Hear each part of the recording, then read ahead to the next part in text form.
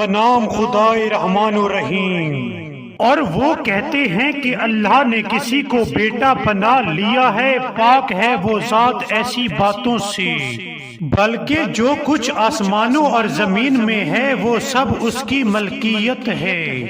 سب اس کے تابع فرمان ہیں، وہ آسمانوں اور زمین کا موجد ہے،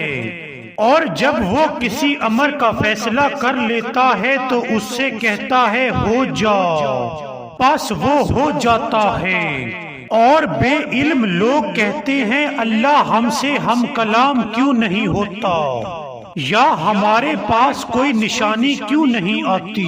ان سے پہلے لوگ بھی اسی طرح کی بات کر چکے ہیں، ان کے دل ایک جیسے ہو گئے ہیں۔ ہم نے تو اہل یقین کے لیے کھول کر نشانیاں بیان کی ہیں، ہم نے آپ کو حق کے ساتھ بشارت دینے والا اور تنبیہ کرنے والا بنا کر بھیجا ہے، اور آپ سے اہل دوزخ کے بارے میں کوئی پرسش نہیں ہوگی، اور آپ سے یہود و نصارہ اس وقت تک خوش نہیں ہو سکتے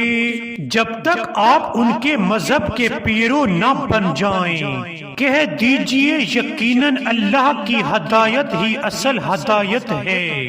اور اس علم کے بعد جو آپ کے پاس آ چکا ہے اگر آپ نے ان کی خواہشات کی پیروی کی تو آپ کے لیے اللہ کی طرف سے نہ کوئی کارساز ہوگا اور نہ مددگار۔